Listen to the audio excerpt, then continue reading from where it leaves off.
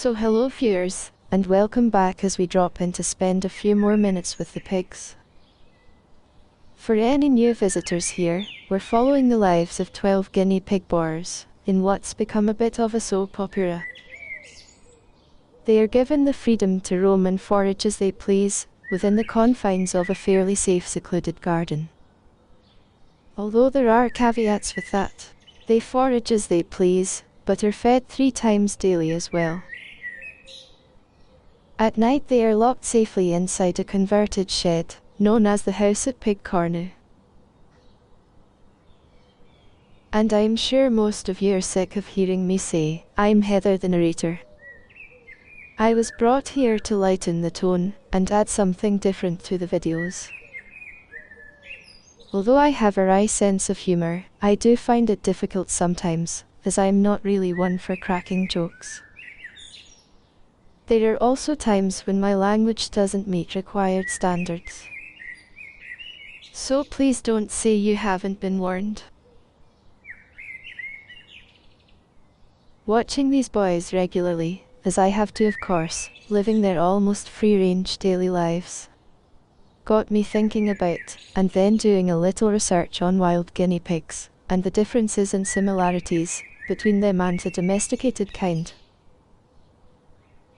DNA analysis shows our own guinea pigs didn't evolve naturally as a species. They've been domesticated and outbred by humans, and don't naturally interbreed with their wild ancestors.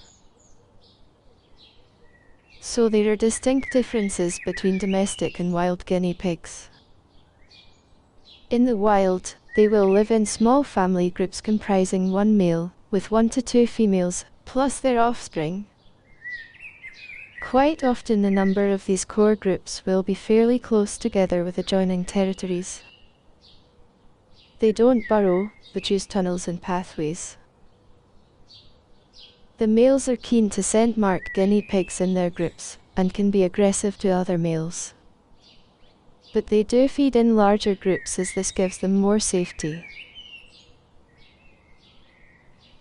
Domesticated guinea pigs tolerate living much closer together in groups, with smaller territories, as they don't have the space to spread, or the same feeding pressures.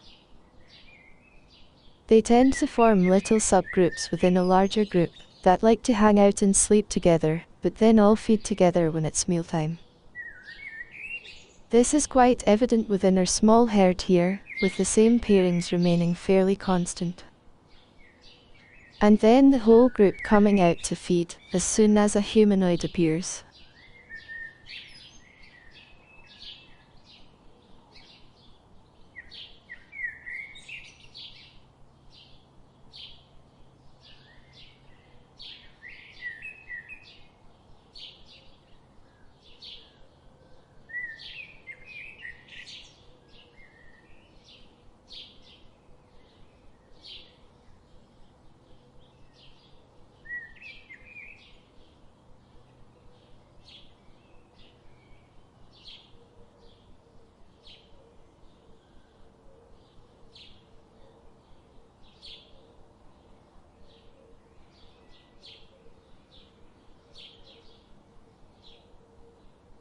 This is around midday, and the boys were just about to go off for a nap, when they noticed the dandelion bag appear.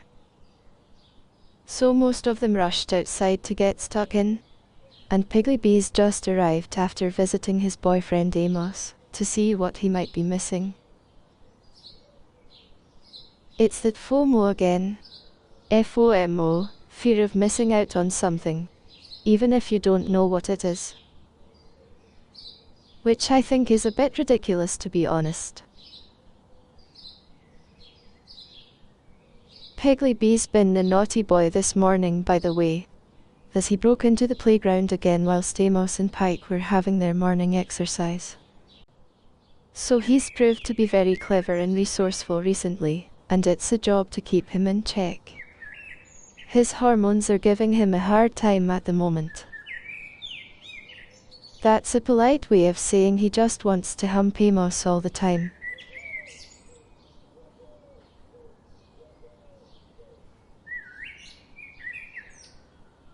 So that's 8 of them here together now, with 4 missing.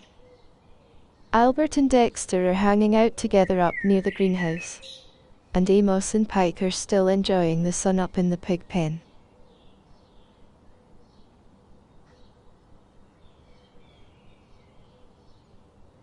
Returning to what I was saying earlier, regarding piggy behavior, and the differences between these boys and their relatives in the wild.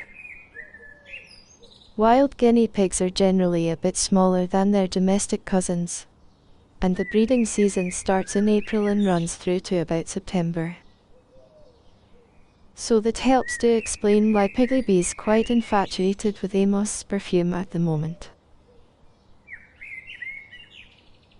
Research has shown that domestic guinea pigs have slightly smaller brains than their wild counterparts, apparently because they don't have to memorize the details of such large territory. But despite having less data storage space, they are much better at problem solving when it comes to working out how to get at food, as recent studies have found. So well done, boys. It seems you're smarter than the wild pigs, despite having smaller brains. And if I had to say who was the smartest pig in the group, I think the award would have to go to Piggly. Anyway, I think I'd better call it a day with my ramblings about wild guinea pigs. I'm not a professor in rodentology after all. That's not a real word, by the way. I just made it up.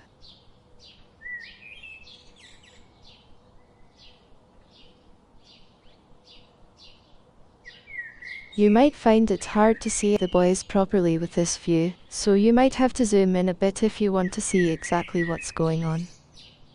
I think the camera must have been set up to give a nice backdrop, without giving too much thought to the stars of the show.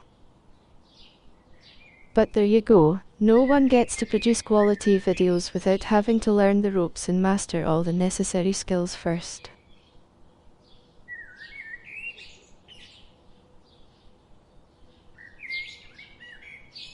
You know, viewers, I think I'm morphing into a chat box again, talking just for the sake of it, and spouting bollocks a lot of the time as well. So maybe I need to shut up for a bit, let you enjoy the rest of the scene, before everyone gets annoyed with my awful drivel.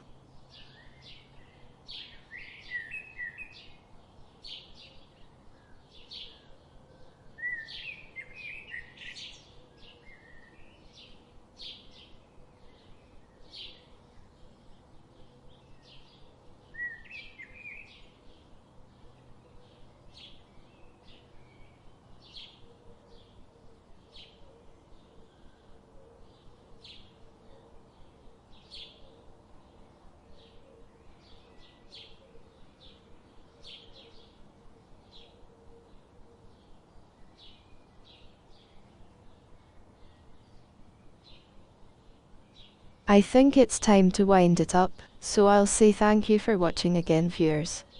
And well done for staying with it right to the end. The boys are likely to disappear before too long anyway.